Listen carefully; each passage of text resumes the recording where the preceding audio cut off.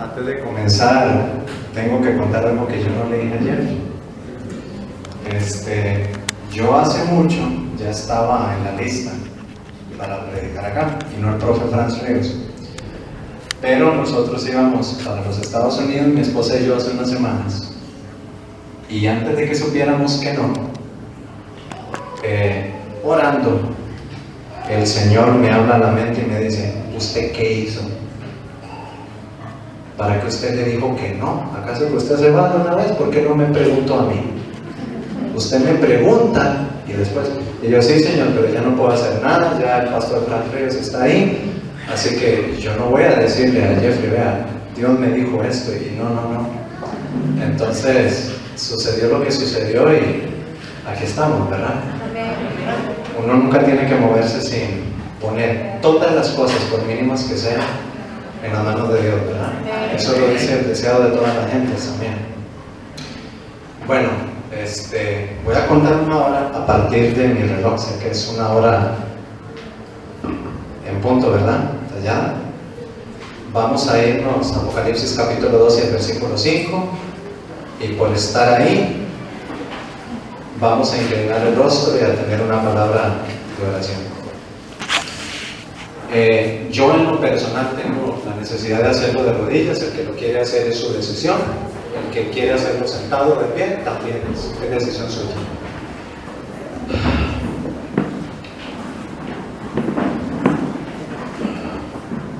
Oremos.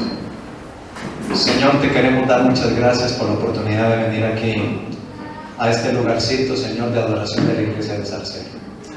Gracias porque, a pesar de ser un lugar muy aislado y con pocos miembros, hoy ha sido bendecido con la presencia de muchos de diferentes lugares.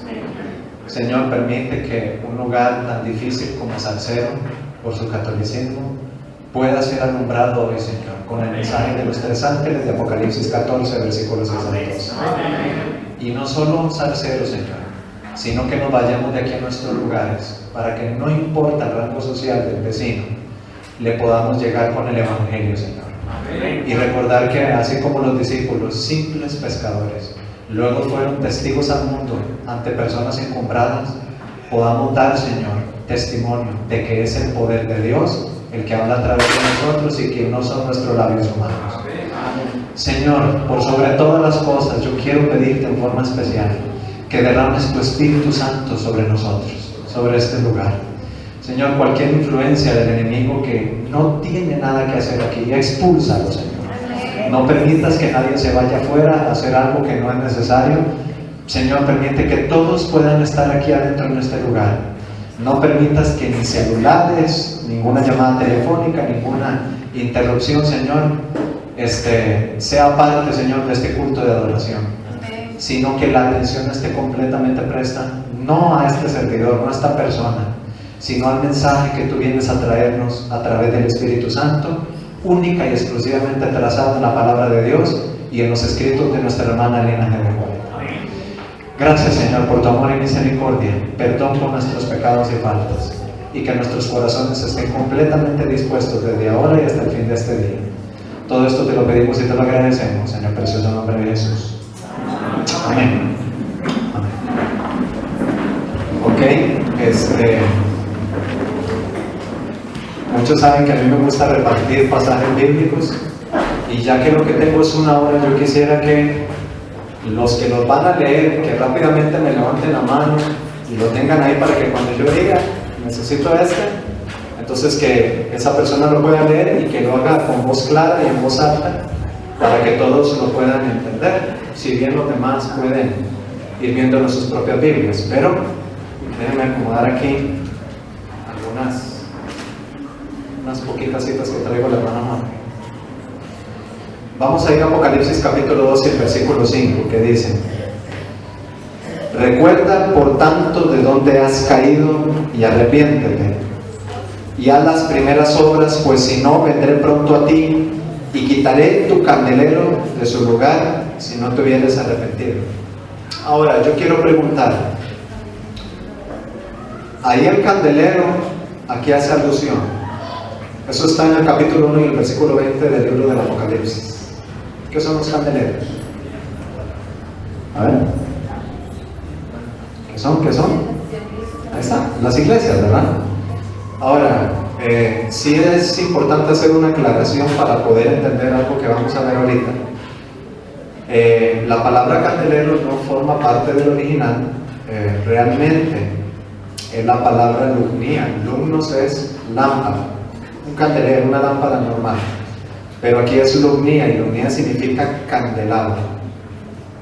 Si usted se va a Zacarías capítulo 6, no nos vamos a ir ahí todavía, usted va a encontrar que ahí aparece la palabra candelabro en referencia al candelabro del templo, iba a estar en construcción en tiempo de Esdras y Nehemías.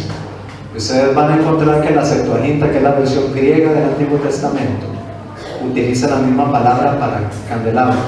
Es decir, aquí no tenemos solo un candelabro, sino que tenemos el candelabro de 7 brazos del lugar santo, del santuario celestial. Ahora, van a ver por qué todo ese detalle es importante. A la iglesia de Éfeso se le dice que recuerde de dónde ha caído, y para recordar de dónde ha caído tiene que saber cuál es el problema que tiene, para saber qué fue lo que perdió y recuperarlo en el nombre del Señor. Y dice, y arrepiéntete. Ustedes ven el griego, dice metaneo. Arrepiéntete significa cambio de mentalidad o cambio de mente. O sea, se le está diciendo a la iglesia, mire, arrepentirse no significa que usted dice perdón y derrama lágrimas. Arrepentirse es que cuando usted pide perdón, usted en su corazón usted quiere ser transformado y ya no quiere ser la misma persona. Su mente es otra, y las cosas que usted va a hablar, lo que usted va a decir, todo lo que usted va a hablar con sus vecinos, ese lenguaje es diferente. En su trabajo, ya usted no va a ver el trabajo como un trabajo secular. Es el trabajo, la carrera que yo estudié, o el oficio el que yo estudié y a lo que me voy a dedicar, y es para ganarme un sueldo. No, usted sabe que en ese trabajo, sí, usted se va a ganar un sueldo, pero es que Dios tiene algo para usted ahí. Usted va a ser testigo ahí del plan de Dios en ese trabajo de alguna forma, de alguna manera. Eso es lo que Dios le está diciendo. Ese concepto del mundo que muchos adventistas lamentablemente los hemos abrazado. Hágase una carrera para que usted se haga un nombre y gane dinero y usted sea un buen ciudadano. Dios no nos está mandando a hacer eso. Pues sí, para ser un buen ciudadano, pero es para que eso, de alguna manera, Dios quiere que yo lo utilice de alguna forma para ser testigo ahí del plan de Dios. Si no, mire, ¿cuánto es las horas promedio de trabajo? 8 horas al día. Entonces, ¿cuándo le dedica usted la hora? Solo los domingos y los sábados. ¿Quién va a ganar? ¿Satanás o Dios? Va a ganar Satanás. Entonces, ese concepto lo tenemos que cambiar. Ahora, en ese pasaje dice, y haz las primeras obras. Recuerde, hay cosas que usted comenzó a hacer en su arrepentimiento, que ahora lo vamos a ver, que usted ya no las está haciendo. A las primeras obras, pues si no vendré, ¿cuándo? Tarde. Vendré pronto a ti, dice, y quitaré tu candelabro de su lugar si no te hubieras arrepentido. Ahora, hay algo que les quiero decir de la ciudad de Éfeso, y pongan mucha atención en esto. Si ustedes van a la historia literal de las iglesias de Asia, que realmente se refiere a 7 periodos de la historia de la iglesia hasta el fin del mundo, ustedes van a leer que todas más o menos se acomodan a un recuento histórico del periodo de las iglesias de Asia en tiempo de Juan. Algunas cosas, pero ¿saben qué es lo curioso? Que cuando usted va a la historia, la primera y la última iglesia de Apocalipsis son en donde usted encuentra más registro histórico que en cualquier otra. La primera y la última. Qué curioso. ¿Por qué Dios nos está agregando más contenido histórico de la primera y de la última, y no de las que están en medio, de la segunda hasta la sexta? Y hay algo muy interesante. Ustedes ven la historia de la ciudad de Éfeso, es muy parecida a la historia de la ciudad de la Odisea. Y la Odisea está muy ligada al primer mensaje. No vamos a estudiar la Odisea, vamos a hacer alusión, pero hay algo muy interesante con la iglesia de Éfeso. la ciudad de Éfeso. En la ciudad de Éfeso usted encuentra en los Hechos de los Apóstoles que adoraban a una diosa. ¿Cuál era esa diosa? En español dice Diana, realmente era Artemisa de los Efesios. Y en esa ciudad había muchísimos espectáculos, mucho teatro. Había mucho teatro, había muchas contiendas pugilísticas, muchos deportes y muchísimo dinero. La gente progresaba con muchísimo dinero. Tenían buenos trabajos. Y todo eso los distraía a ellos completamente. Era una de las ciudades que estaba más atada al Imperio Romano, más influenciada por la cultura del Imperio Romano, una de las mayores ciudades. Y las distracciones que estaban a su alrededor, todos esos espectáculos, distraían a los de Éfeso. Y llega un momento en la historia en donde el Señor le dice a la iglesia de Éfeso: miren, ahí en Éfeso hay muchos espectáculos, hay muchos deportes, donde venden a un jugador, digámoslo así. A mí el fútbol no me gusta, lo digo con sinceridad, y no estoy de acuerdo con el fútbol por muchas razones. Venden a un jugador por $200 millones para trasladarlo al Real Madrid. ¿Y en África cuántos niños están muriendo? Y $200 millones. Miren, eso es una obscenidad. Y allá es un montón de niños muriendo en África. ¿Y qué? Y a veces nosotros somos de los que decimos: pero es que yo no tengo tanta plata. Pero usted tal vez tiene algo que puede hacer para hacer la diferencia ya. Criticamos a Bill Gates porque da de lo que le sobra, como los ricos que pasaron antes de la viuda que llegó con las dos blancas. Y tal vez usted y yo podemos hacer algo.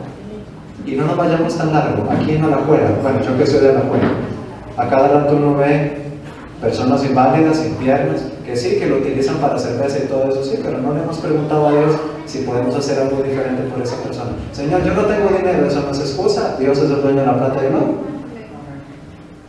Y si no me das dinero a mí para ayudar a esa persona, me va a poner a una persona, o de algún modo ese dinero aparece, pero esa persona necesita a Cristo. Y el día que nuestro corazón no retumbe por ver a una persona así, digo, si continúa así, si ese es el caso, hermanos, el Señor no ha entrado en todo nuestro corazón. No ha entrado. Y ahora, hay algo ahí muy importante con eso del candelero. Y quiero ahora sí rápidamente decirle a alguien que me lea Éxodo capítulo 40, versículos 24 y 25, levantando la mano allá, allá atrás. Entonces, el hermano de allá atrás, que me lea Segunda de Crónicas capítulo 4 y el versículo 20. ¿Y quién me lee Levítico capítulo 24 y el versículo 2? Acá, el hermano de acá. Capítulo 24, versículo 2. Zacarías capítulo 4, versículos 1 al 6. ¿Okay? Acá. Y después del 1 al 6, hacemos una pausa, yo hago una explicación por allí. Y me lee los versículos después 11 al 14. ¿Y quién me lee Apocalipsis capítulo 11, versículos 1 al 4? Allá. Y después, en algún momento, versículos 15 y 19. Ok, ¿qué dice Éxodo capítulo 40, versículos 24 al 25? En voz alta. Puso el candelero del tabernáculo de reunión enfrente de la mesa, al lado sur de la cortina, y encendió las lámparas delante de Jehová, como Jehová había mandado. Ok, ahí hay un detalle muy importante. Ese candelero está diciéndose que está colocado hacia el sur, está enfrente de la mesa de los panes de la proposición, pero finalmente hay una frase que dice al final: ese candelero está ¿dónde? ¿Está delante de quién? Delante de Jehová, en la presencia de Jehová, exactamente. Ahora, si los candeleros o candelabros de Apocalipsis 1:20 representan las iglesias, ¿y nosotros cuál iglesia somos? La Odisea, ¿verdad? Y dicen que esos candelabros están delante de quién? De Jehová. Ahora yo pregunto, ¿como candelabro estamos nosotros delante de Jehová? Es más, qué curioso que diga delante de Jehová, porque la séptima iglesia, la última, la de la Odisea, que lleva hasta el fin del tiempo, es la iglesia que entra, ¿a qué lugar del santuario? Al lugar santísimo. Y dice que el candelabro está delante de Jehová.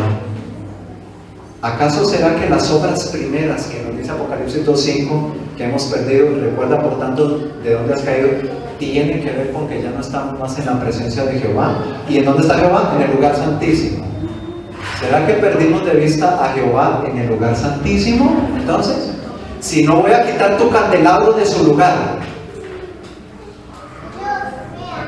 como que ya no estás delante de mí en el lugar santísimo. ¿Vamos captando la idea? ¿Qué dice Segunda de Crónicas 4:20, verdad? ¿Quién lo tiene? 4:20, en voz alta. Ajá. Dice: asimismo los candeleros y sus candilejas de oro puro, para que las encendiesen delante del santuario interior conforme a la costumbre. Ok. ¿Cada cuánto tenía que estar encendida la lámpara del candelabro? Perpetuamente, continuamente, ¿verdad? Ok, continuamente. Grábense eso, porque vean ahora, vamos a ver un montón de cosas con eso. Hay un elemento importante. El servicio continuo del santuario, ¿de qué fecha es que se llevó a cabo? A ver, ¿adventistas? Adventistas, ¿verdad? ¿Desde el año, cuál año? Desde el año 31. ¿Hasta qué fecha? Esa fecha ya manda, ¿verdad? 22 de octubre de 1844. Ahora, Daniel capítulo 7, versículo 25, no vamos a ir ahí. Menciona, y Daniel el capítulo número 8, y los versículos 12 hasta el 14, nos dice que iba a venir un poder para quitar ese continuo. ¿Cómo se le llama ese poder? El cuerno pequeño, ¿verdad? Nosotros sabemos quién es ese cuerno pequeño. Ese cuerno pequeño iba a venir a pisotear la verdad del continuo. Ahora, ¿ustedes saben por qué es continuo? Sí, porque todo se realizaba continuamente. Todo, el candelabro, los panes estaban ahí en la presencia del Señor continuamente. Cuando se añejaban cada cierto tiempo se los cambiaba de su lugar en 2 pilas de 6, etcétera, etcétera. Pero todo giraba alrededor del continuo ministerio sacerdotal de Cristo en el santuario celestial, el tamí. Y entonces ese sistema iba a decir, como dice en 2 de Tesalonicenses capítulo 2 versículos 2 hasta el 6, iba a venir el hombre de pecado, que es ese mismo cuerno pequeño, se iba a poner en el templo de Dios. ¿Cuál es el templo de Dios? El mismo santuario celestial, como Dios haciéndose pasar por Dios. Es decir, miren, ahí hay un sumo sacerdote que dice Hebreos el capítulo 7 y los capítulos 8 y el 4 y el 9. Ese sumo sacerdote le perdona a usted todos sus pecados. Pero ese poder del cuerno pequeño iba a poner a un hombre ahí, en lugar de Cristo como sumo sacerdote, para que usted le confesara los pecados a él. Y entonces, ¿qué pasa con el sistema del continuo? ¿Puede ver usted a Jesucristo con ese hombre ahí? No lo puede ver. Ahora yo pregunto, si el candelabro se está apagando, ¿qué estamos haciendo? ¿Qué hacíamos nosotros antes con el continuo? O la iglesia antes de 1844. Tal vez no era el cuerno pequeño, pero estábamos apagando el candelabro, el continuo. ¿Me captan el punto? Sí. ¿Sí se entiende? Es decir, si nosotros no estamos alumbrando continuamente como lámparas, estaba en el pasado, antes del 28 de octubre de 1844, el continuo estaba tomando lugar en nosotros aquí en la tierra, representando ese continuo. No, porque si esas lámparas representamos nosotros que tenemos que alumbrar y tenían que alumbrar continuamente y no estamos alumbrando continuamente porque nos estamos apagando por las cosas que hace este mundo, entonces ¿qué es lo que está ocurriendo? Estamos estropeando la obra sacerdotal de Cristo en el santuario. Ahora usted dirá, sí, pero es que eso fue hasta el 28 de octubre de 1844 el continuo.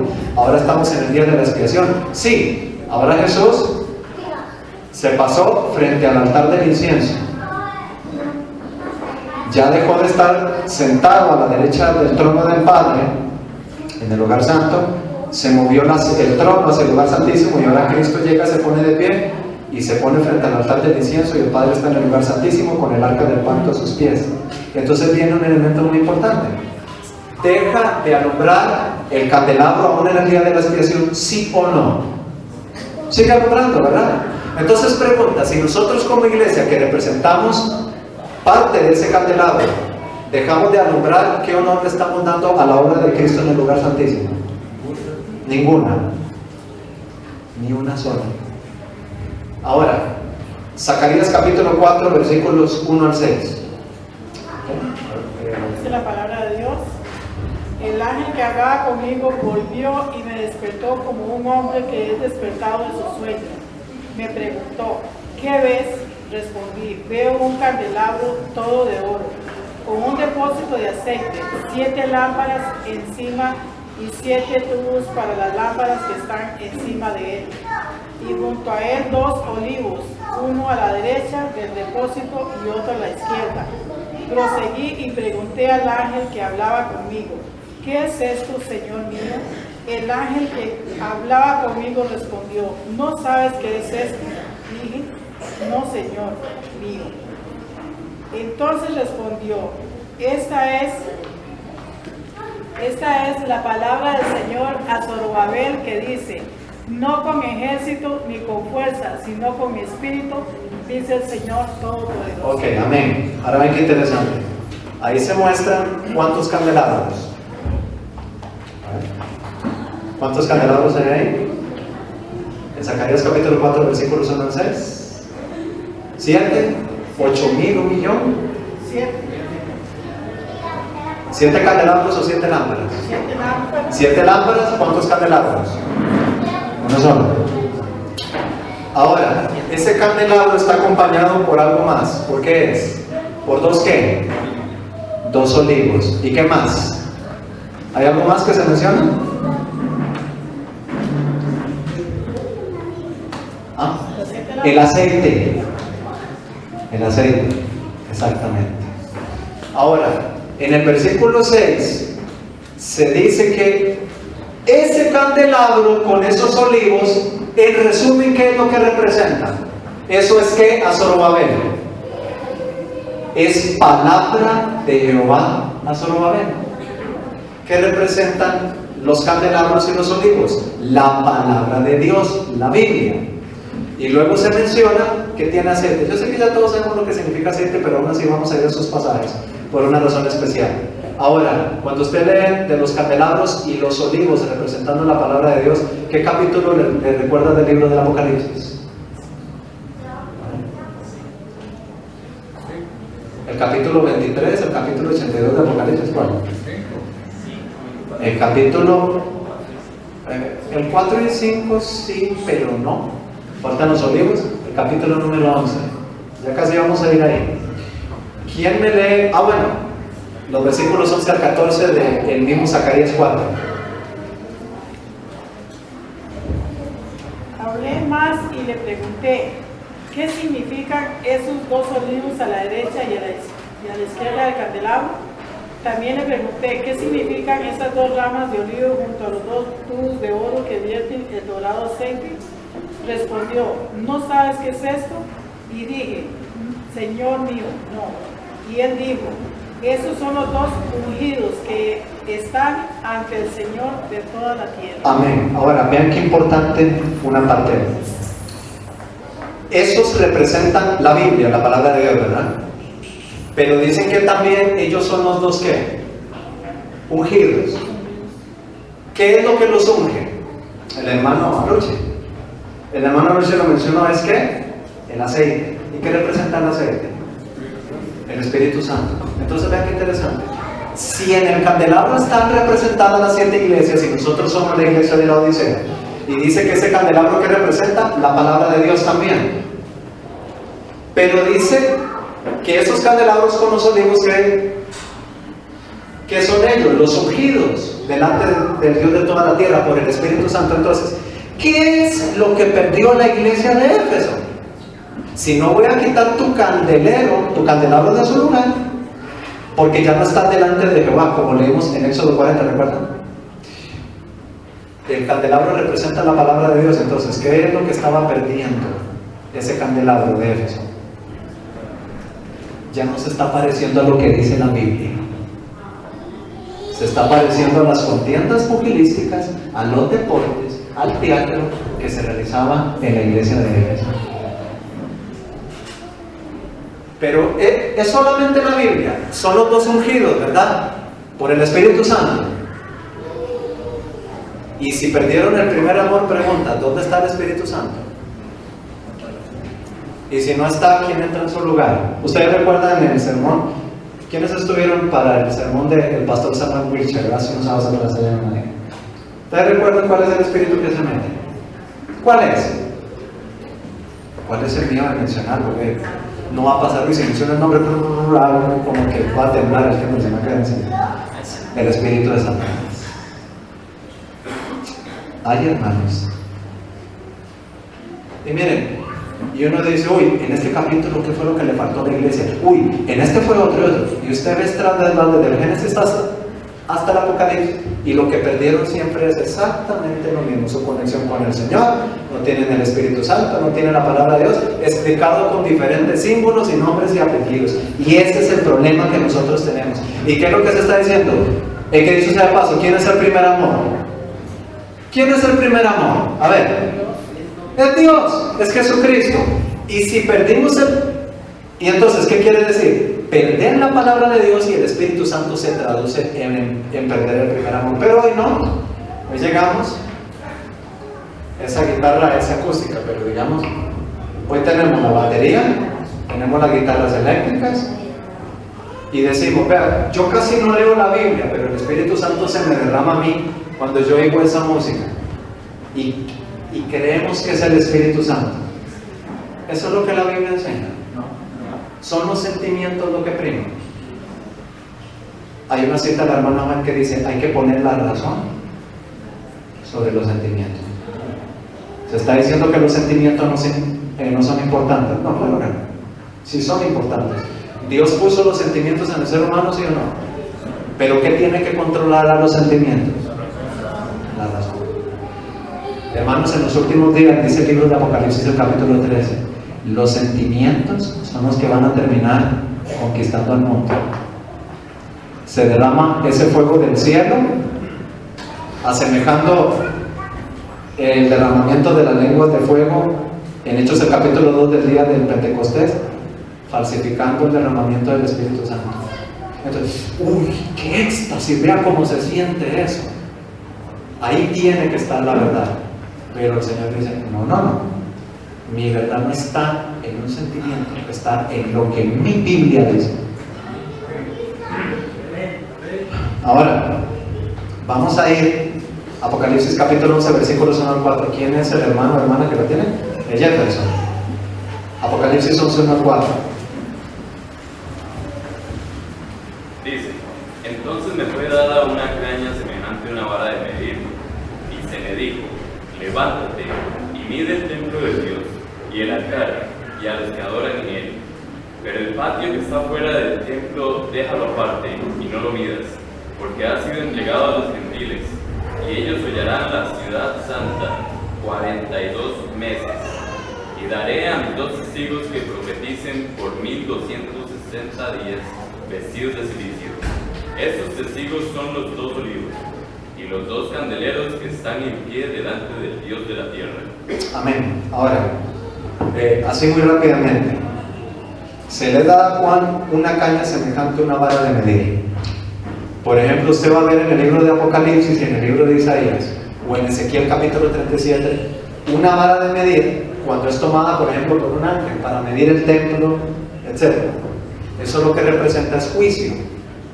¿Sabían eso? Que representa juicio. La vara de medir está representando juicio. Y entonces dice, y se me dijo, levántate y mide el templo de Dios,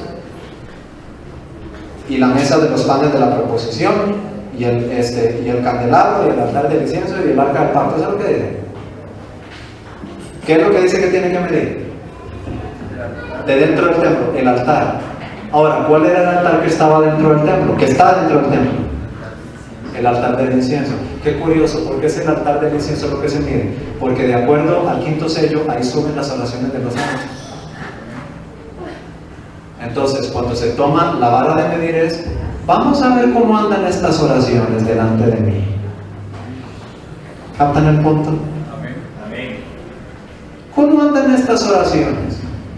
serán de esas oraciones donde, Señor, mira, hoy viene Jesús Adrián Romero. Tengo unos deseos de ir a escuchar a Jesús Adrián Romero, Señor, quiero brincar, quiero. Y usted no tenía plata y adquirió la entrada y fue. Dios me lo contestó. Pregunta, ¿se lo contestó Dios, sí o no? No, sí se lo contestó, pero ¿cuál Dios? Miren, hermanos, Dios habla por medio de la providencia. Y lástima que yo no la traje. Hay una cita de la hermana White en donde ella dice que si no estamos bien conectados con Dios, hay cosas que pueden pasar en el día. Uy, vean, hoy me pasó esto, fulano de tal me llamó ayer, pasó esto otro, y obtuve tal bendición. No fue casualidad, fue Dios.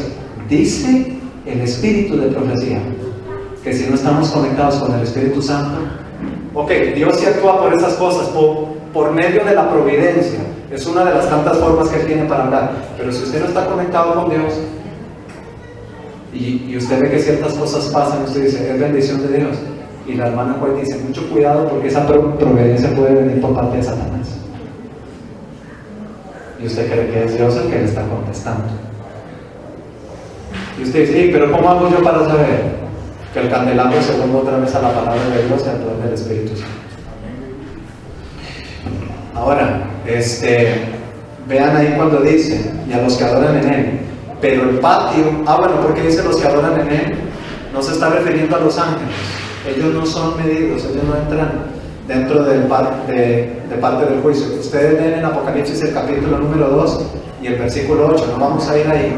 Ustedes van a leer 2.8, Apocalipsis 3.8, disculpen, ustedes van a leer ahí que se abre la puerta al lugar santísimo. Y los que estamos en la tierra, entramos ahí por fe y adoramos ahí por fe.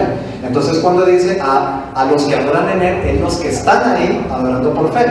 Pero vean lo que dice, pero el patio que está fuera del templo, déjalo aparte y no lo midas porque ha sido entregado a los gentiles. Ahora pregunta, ¿cuál es el patio del santuario celestial? Está bien cerca. Esa es la pista que les doy. El libro de Hebreos, el capítulo 13, en muchos lugares dicen cuál es el patio del santuario celestial. ¿Cuál es? Lo estamos pisando. No es la iglesia salcero, ¿verdad? Que les estoy diciendo gentiles o paganos. No. El patio es la tierra. No lo miras porque ha sido entregado a los gentiles. Aquí está hablando con un lenguaje tipológico del Antiguo Testamento. Gentiles es sinónimo de ¿qué? Gente no convertida. Eso es lo que significa gentiles. O sea, la tierra, el planeta Tierra, déjaselo a la gente no convertida. Y ellos hollarán la ciudad santa 42 meses. La ciudad santa, ¿a quién les hace alusión en el Antiguo Testamento? Jerusalén. Tipológicamente, en el Apocalipsis, ¿quién sería la ciudad santa? Es el pueblo de Dios. Vean que el apóstol Pedro dice que somos nación santa, pero estamos esparcidos por todo el mundo. Cuando dice hollarán la ciudad santa es, los gentiles van a perseguir al pueblo de Dios por 42 meses. 42 meses, ¿eso cuánto es? En profecía, 1260 años, ¿verdad? 538.798. Ahora, mucha atención. Y daré a mis 2 testigos que profeticen por 1260 días, vestidos de silicio. Eso tiene 2 símbolos. El vestidos de sacos o que están vestidos de luto. ¿Por qué están vestidos de luto? Porque se está persiguiendo al pueblo de Dios y se le está dando muerte. Pero ¿por qué también como de sacos? Porque escondidos, usted no los podía llevar así, como se va a hacer ahora de una a 3, ¿verdad? ¿Ok? Usted va a poder ir libremente así, pero en ese tiempo no se podía. Y dice que están en pie delante del Dios de la tierra. Oh, ¿delante de quién están esos 2 olivos y candelabros? Delante del Dios de la tierra. Suena parecido a Éxodo 40, ¿sí o no? En otras palabras, ¿cuál es la espiritualidad de la iglesia de los 1260 años? ¿Cómo está esa lámpara? ¿Se está apagando o está encendida? Está encendida.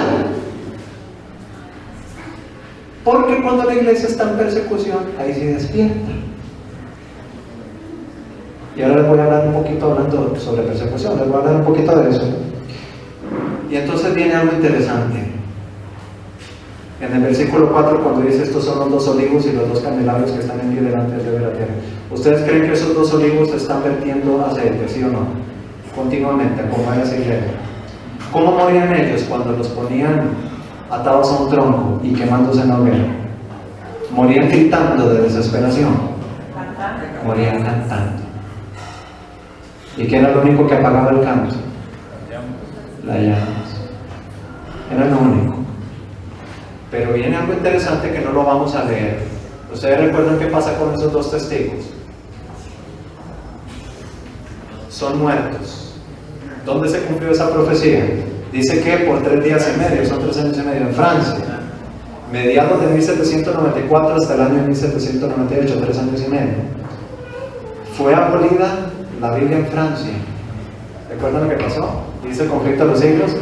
Fueron atadas en cadenas con la cuerda y las llevaron al centro de París y las quemaron.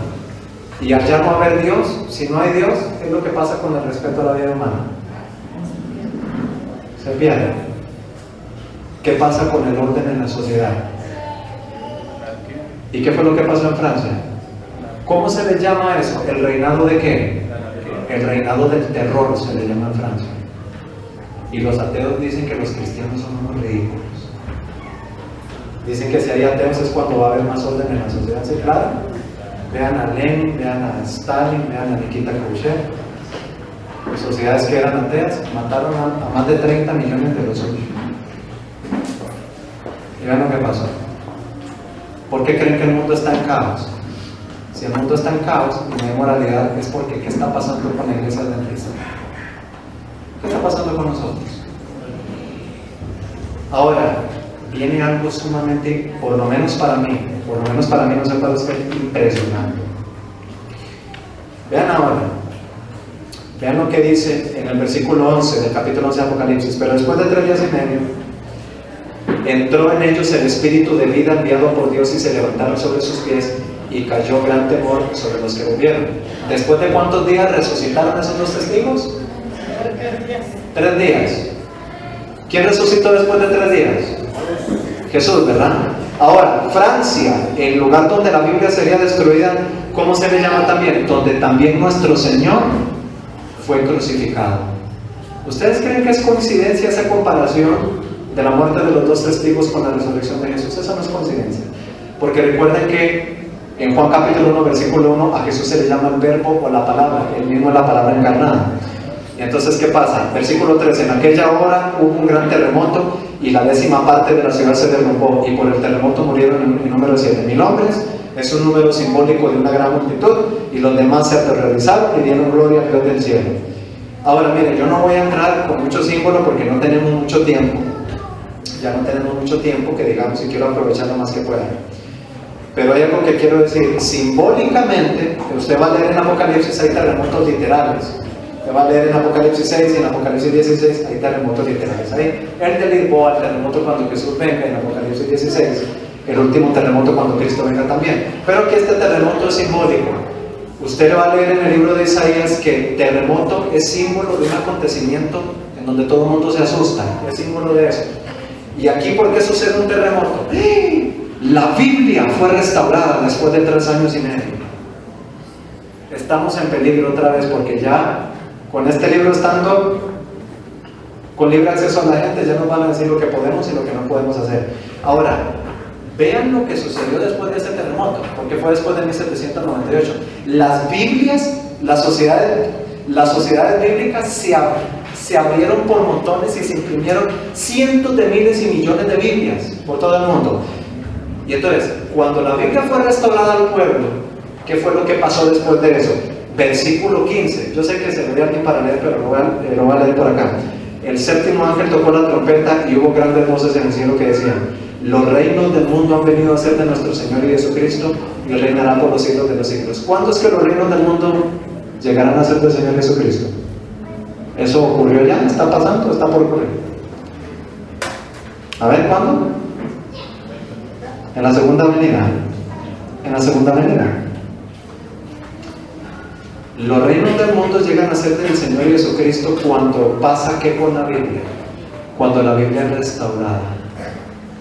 Yo no sé si estoy comunicando el punto. ¿Estoy comunicando el punto? ¿Cuándo es que los reinos del mundo llegan a ser del Señor Jesucristo? Cuando la Biblia, ¿qué? Resucita. Y el mundo tiene acceso a ella. Ahora noten. Después de 1798 vino la iglesia de Filadelfia y después ¿cuál iglesia? La Odisea. ¿Cuál es a la última iglesia después de 1798 que tiene que tomar lugar en ese terremoto para esparcir la palabra de Dios? La nuestra, la Odisea, la iglesia adventista del séptimo día. Ahora yo pregunto, ¿le estamos dando la Biblia a la gente? ¿O le estamos dando conciertos de música rock?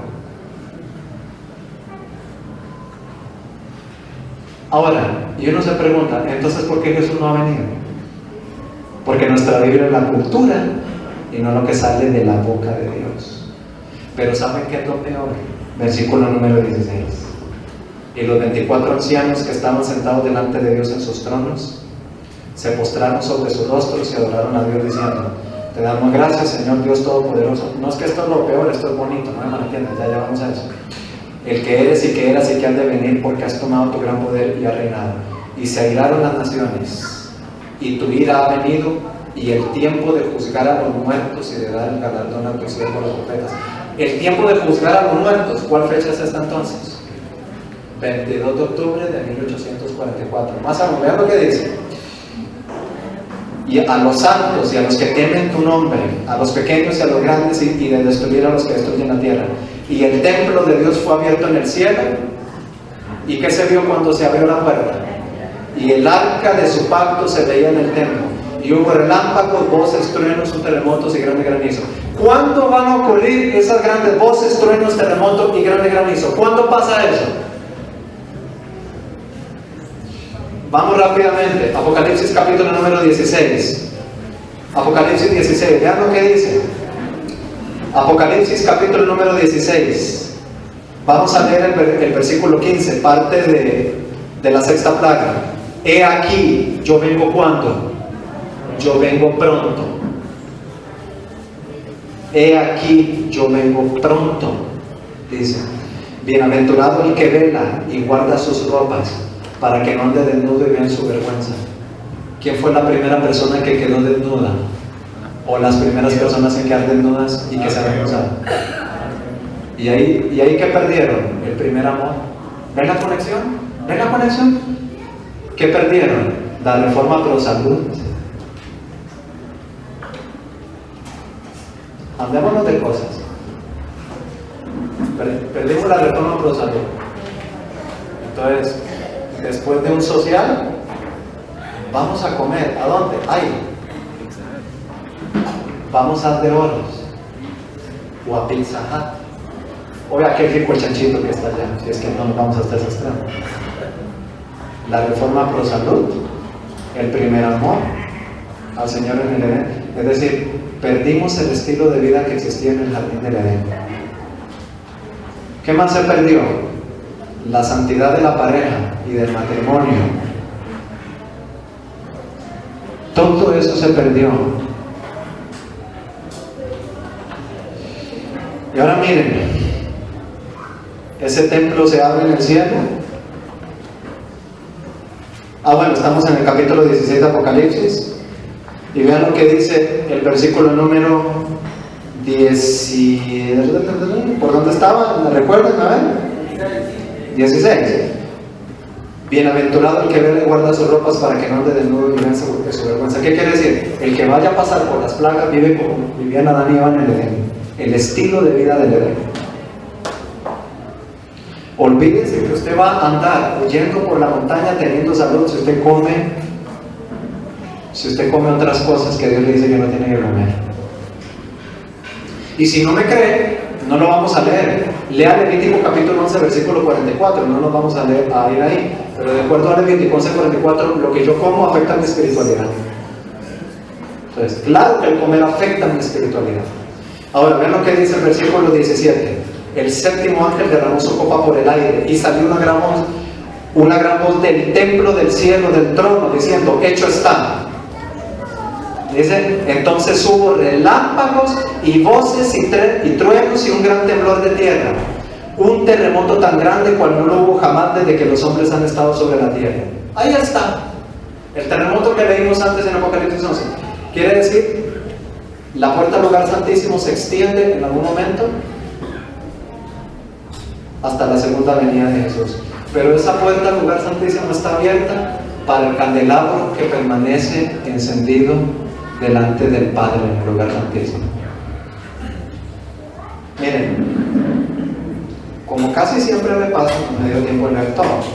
Aquí me conocen casi nunca me da tiempo. Pero Dios siempre guía las cosas bien. Yo ya prácticamente estoy terminando, pero quiero preguntar cuánto me queda. ¿Puedo preguntar cuánto me queda? 10. ¿Cuánto? Me falta una hora. ¿Cuánto es que me falta? ¿Cuánto es que falta? A ver. 15 minutos. Ok. Espero que haya un poco de tiempo de gracia.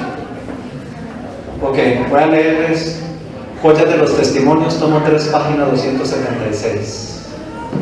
Ha entrado en el corazón de no pocas personas que por mucho tiempo han estado en la verdad un espíritu de crítica inexorable. No confundamos, una cosa es que usted llama al pecado por su nombre, pero otra cosa es que usted sea un criticón. Son dos cosas muy diferentes. Son mordaces y buscan faltas en todo. Subieron al sitial de la justicia y condenan a los que no se amoldan a sus ideas. Dios pide que se humillen y se le acercan por medio del arrepentimiento y de la confesión de sus pecados. Les dice, pero tengo contra ti que has dejado tu primer amor. Recuerda por dónde has caído y arrepiéntete. Cita Apocalipsis 2, 4 y 5 para no leerlo todo y avanzar. Procuran obtener el primer lugar y causan daño a muchos corazones por sus palabras y sus hechos. Ahora usted dirá, bueno, eso es para los fariseos que creen en la verdad presente y que son fariseos. No es solo para eso, vean lo que dice. Elevo mi testimonio contra ese espíritu y también contra la religión sentimental, que es igualmente peligrosa. Escuchad, hermanos y hermanas, ¿quién es vuestro jefe? ¿Cristo o el ángel caído del cielo? Examinaos. Elena del Valle no era políticamente correcta, por eso la enviaron 10 años a Australia, que esa viejita debe molestar. Examinaos a vosotros mismos para saber si estáis firmes en la fe. Recuerden esa última frase, para ver si estáis firmes en la fe. Mensajes Selectos, tomo 1, página 434. Cuando esta iglesia, cuando Elena del Valle dice cuando esta iglesia, ¿a cuál iglesia se refiere? La nuestra. Sí, pero tal vez el contexto habla de la católica, ¿usted qué sabe? No, el contexto habla de nuestra iglesia, la iglesia adventista. Cuando esta iglesia es pesada en la balanza del santuario, ¿ven la conexión con Apocalipsis 2.5? Se le encuentra falta porque ha dejado su primer amor. ¿Está conectando el mensaje de la iglesia de Jesús con el de la audiencia de Sion? Claro que sí. El testigo fiel declara, yo conozco tus obras y tu arduo trabajo y paciencia. No lo voy a leer, son los mismos versículos, aunque está leyendo Apocalipsis capítulo 2, versículos 2 y 3. Y vean lo que dice. A pesar de todo esto, la iglesia se encontraba falta. ¿Cuál es la fatal deficiencia? Has dejado tu primer amor. ¿No es este nuestro caso? Nuestras doctrinas pueden ser correctas. Podemos aborrecer las falsas doctrinas y no recibir a los que no son leales a los principios. Podemos trabajar con energía incansable, pero aún esto no es suficiente. Ustedes han visto en 1 Corintios 3. Si yo diese todos mis bienes para dar a los pobres, etcétera, y no tengo amor, de nada me sirve. Y hay mucha gente que dice, vea ese como da plata, ese sí es cristiano. No es señal si esa persona no tiene la palabra de Dios y el Espíritu Santo. Bill Gates da montones y no tiene a Dios. Es lo que dice. Dice, ¿cuál es nuestro motivo? ¿Por qué se nos llama al arrepentimiento? Has dejado tu primer amor. Estudie cada miembro de iglesia esta importante amonestación y reproche. Cada miembro. Vea cada uno si al contender por la verdad, si al debatir acerca de la teoría, no ha perdido el tierno amor de Cristo. ¿No ha sido dejado Cristo fuera de los sermones y del corazón? ¿No hay peligro de que muchos avancen en una profesión de la verdad, haciendo obra misionera, al paso que el amor de Cristo no ha sido entretejido en el trabajo? Esta solemne amonestación del testigo fiel significa mucho. Demanda que recordéis de dónde habéis caído y os arrepintáis y hagáis las primeras obras, pues si no, dice el testigo fiel, vendré pronto a ti y quitaré tu candelero de su lugar si no te hubieras arrepentido. Voy rápidamente, Mensajes Selectos, tomo 1, página 454. La iglesia remanente está llamada a atravesar, escucho mucha bulla por ahí. Perdón, son los hermanos que están alistando allá. Las cucharas cuesta que no hagan pim, pim, pim. Dicen, está llamada a atravesar una experiencia similar a aquella de los judíos.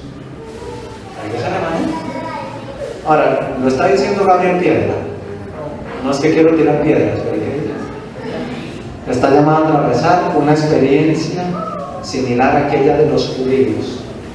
¿Lo dijo Gabriel Piedra, un simple mortal? ¿Quién lo dijo? El Espíritu Santo. Y el testigo fiel que anda en medio de los 7 candeleros de oro. ¿Ven ahí la conexión?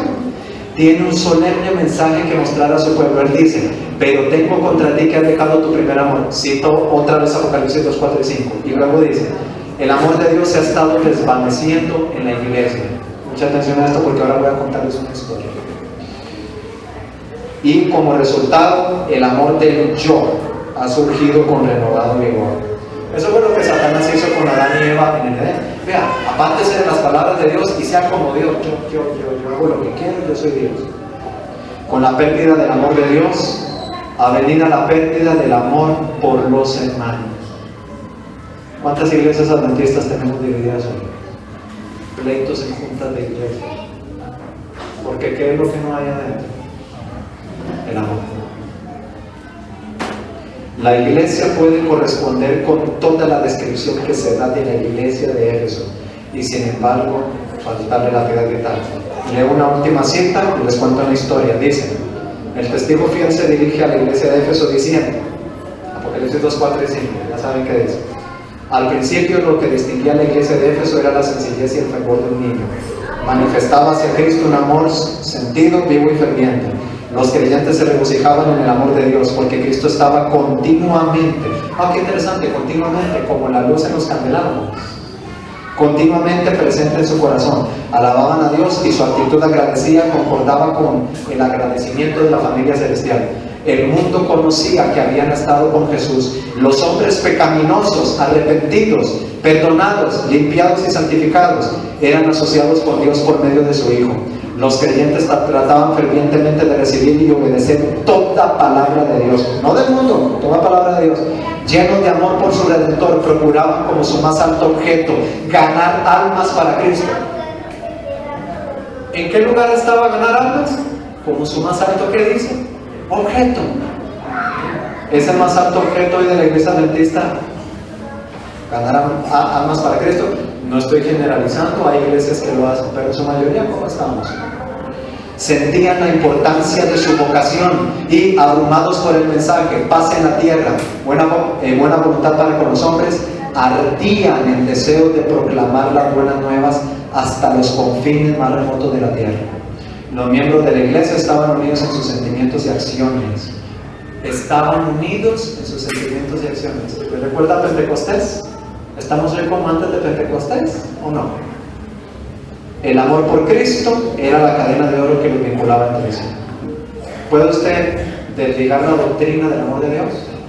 ¿Puede usted decir, yo tengo amor pero no tengo doctrina y así estoy bien? ¿Es eso de Dios? No. Ahora miren, voy a contarles una historia. Jeffrey mencionaba en el sermón, una historia. Él hablaba acerca de un señor en San José que estaba en condiciones paupérrimas y nadie hizo nada. Miren, hoy los tipos no podemos gozar que tal vez todos tenemos los mejores salarios, pero usted de alguna manera encuentra comida y Dios se la da, si se la hace un poco difícil.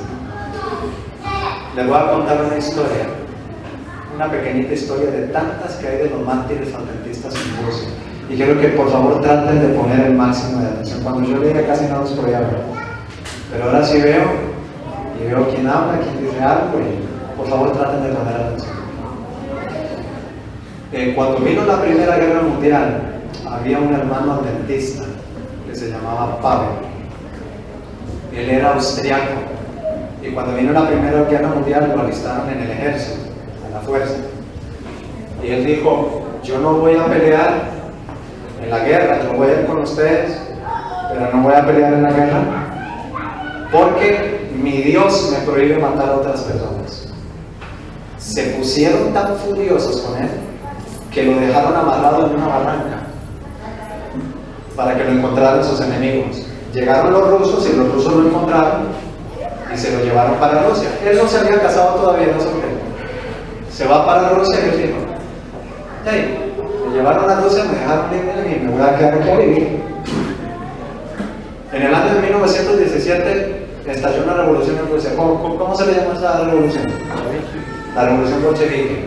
¿Qué era lo que pasaba con el cristianismo ahora, de ahora en adelante? Ya era prohibido, ¿verdad? Tenían que vivir como en la Edad Media o en el tiempo de las catacumbas.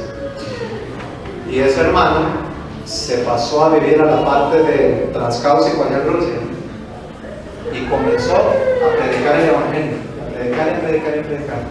En algún momento conoció a una hermana adventista que se llamó Ana Pil, se casó con ella, trabajaron en la obra y resulta que ellos comenzaron a predicar, pero él tenía que andar con la Biblia escondida, tenía que ver cómo hacía, casi no tenía dinero y andaba de pueblo en pueblo, él solo predicando el evangelio, porque lo que pervivía era el ateísmo, la gente no conocía el amor de Dios. Ustedes saben que el régimen soviético fue muy opresor, etc. Y entonces resulta que él no tenía mucho dinero y se le estaban gastando los zapatos. Entonces lo que hizo fue quitarse los zapatos y agarrar los cordones de ambos zapatos y amarrárselos aquí en el cuello, y entonces caminaba descalzo por medio de las piedras de pantanos y de todo, de una aldea a la otra, y cuando llegaba a la aldea, ahí se ponían los zapatos, entraba a la aldea y entraba para darle el evangelio a los que estaban en ese lugar. Casi no tenía comida, pero no le importaba, se iban con hambre, confiando en que Dios se lo iba a suplir. Hoy sí tenemos hambre, ay, no puedo ir a hacer obra misionera porque tengo hambre, y apenas han pasado 15 minutos después del desayuno y tengo hambre y no puedo ir. Y eso fue así. Se pasó luego a vivir a la región de el Cáucaso Norte en Rusia, y fundó una iglesia adventista, la iglesia adventista de Prince, en Georgia. Y hoy en día usted va a muchas comunidades adventistas en Rusia y hay muchos viejitos que dicen: mi papá me contaba de el hermano Pablo que llegaba aquí y estableció tal iglesia, que cuidaba todo lo que tenía, sus zapatos gastados y todo. Pero resulta que un día lo arrestaron, estando su esposa embarazada. Lo arrestaron y lo llevaron a un campo de trabajo. Yo no sé quiénes conocen de la revolución bolchevique, cómo eran los gulags. Miren, hermanos, eso era. Algunos, si usted ve, usted dice: uy, qué terrible, y eso no era nada. Él tuvo que ser llevado a uno de los peores. No fue llevado a Siberia, que era de los peores, pero fue llevado a un lugar bien apartado. Los apartaban cientos de kilómetros de la civilización, y al campo forzado que lo llevaron a él, era uno de esos campos forzados que lo dejan morirse de hambre, y que si pasa un soldado tirándole un pedazo de pan, salen las personas con los brazos hechos como esqueleto, peleándose en pedazos de pan, porque se les ve las costillas y se les ve todo. Él fue enviado a uno de esos campos de concentración. Su esposa Ana Pils, embarazada, ella no sabía dónde estaba su esposo. Yo no sé dónde está, se me desapareció. Hace tiempo se me desapareció. Hasta que un día el hermano Pavel tuvo la oportunidad de escribir una carta desde la cárcel, desde el gulag en donde estaba. Se las ingenió para enviar una carta a su esposa y le dijo: mi amor, estoy en tal lugar. Ya casi le voy a leer la última carta que le recibí. Y resulta que, denme 10 segundos en el micrófono para que parezca. Ok, aquí está. Ya casi leo esto. Y resulta que ella se fue hasta ese campo, embarazada. Y ella pidió ver a su esposo. Dice que ocurrió un milagro de Dios, porque no lo dejaban. Y cuando abrieron la puerta, salió el esposo completamente irreconocible. Estaba totalmente demacrado. Y la esposa dijo: ¿en dónde está mi esposo? Ese es. No lo reconoció. Y cuando ella lo vio, con los brazos esqueléticos y demás. En donde la vio, nada más hizo así como podía, con la ropa toda rota. Anche, Anche, como es el nombre de ella en ruso, Anche. Y se abrazaron los dos y le dijeron, solo 5 minutos. Y ella se pensó, solo 5 minutos en presencia de los guardias. Y se abrazaron y ella dijo, solo lo reconocí por el mismo amor que me mostró. Y ella dijo, con lágrimas en los ojos, amor, estás hambriento, no te dan comida, te están muriendo, te tienes que alimentar. Las últimas palabras que él le dijo a ella, muerto de hambre. Y ojo, son muchos casos que hay así, hay un montón de historias en Rusia, todo lo que correspondió a la Unión Soviética. Y le dijo, amor, así estando esquelético, y teniéndola abrazada y con lágrimas en sus ojos, el Señor es bueno conmigo aquí. El Señor está aquí conmigo. No me ha dejado el Señor. Tengo solo 5 minutos, pero aquí tengo que hacer una obra porque hay gente que ya se está muriendo y les tengo que hablar de Jesús.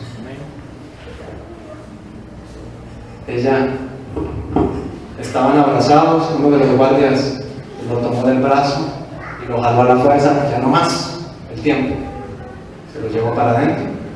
Nunca más lo volvió a ver. Poco tiempo después, ella recibió la última carta de él. Y vean lo que dice la carta. Mi querida Anche, ¿sabes cuánto te amo a ti y a nuestro querido hijo, Daniel? Mantengámonos valerosos. El Señor vendrá pronto. Y aunque puedo morir aquí, estaremos juntos para siempre. Nada puede separarnos del amor de Dios, pero por ahora tengo una labor que hacer aquí. Nos veremos otra vez. Seamos pacientes. Tu esposo amante, Pablo.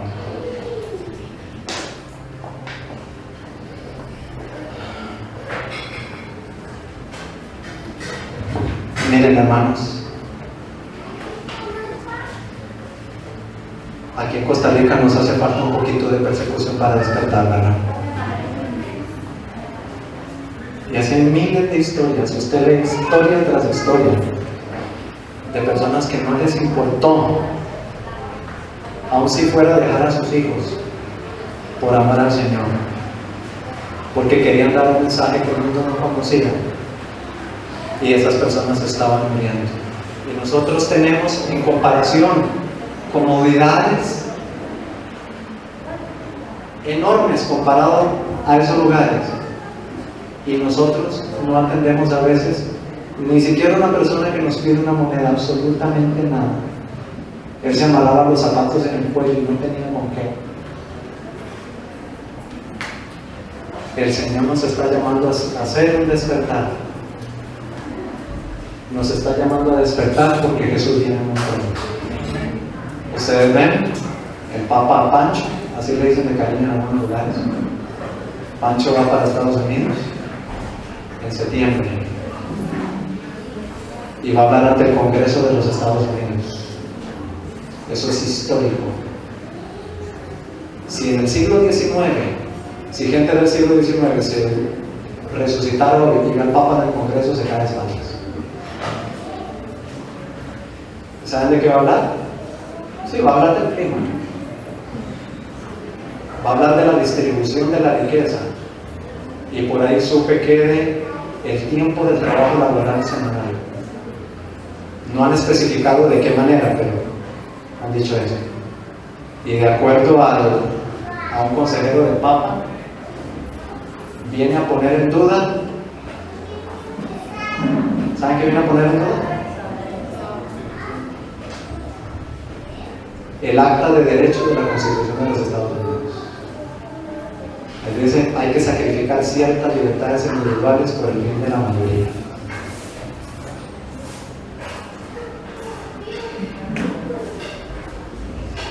Que algo va a pasar, porque es cumplimiento profético. ¿Cuánto va a permitir el Señor que pase? Gabriel Piedra no tiene idea, porque eso lo digo por. Pero hermanos, estamos muy cerca. No dejemos que la persecución sea la que nos despierte. Despertémonos antes porque Jesús viene muy pronto. ¿Usted quiere seguir en esta noche? Pero usted está contento de estar aquí. Ir al mall, ver películas y hacer la escapada. Usted quiere seguir acá. Usted no quiere ya que el Señor venga. No digo que le dé sentimientos suicidas y ya no quiere, no. Pero me refiero, usted quiere seguir en este mundo así como está. Usted quiere pensar en que va a criar hijos en este mundo como va. Ustedes saben lo que dijo, termino diciendo esto, la encargada del Ministerio de Reavivamiento de la Asociación General, en el concilio de la Asociación General, ella derramando lágrimas mientras oraba decía: Señor, por favor, que ya no haya otro congreso de la Asociación General. Ya no quiero ver más a mis nietos creciendo en este mundo.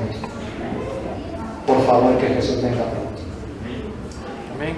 Ya pasó un congreso de los pelos, como decimos acá. Ahora la de los pelos viene al congreso y tenemos que estar preparados. Quiero que cantemos un himno para terminar. El himno 269 en el viejo. Ese es Tuyo soy Jesús. Sí, ese es el 268. Nos ponemos de pie y cantamos el 268.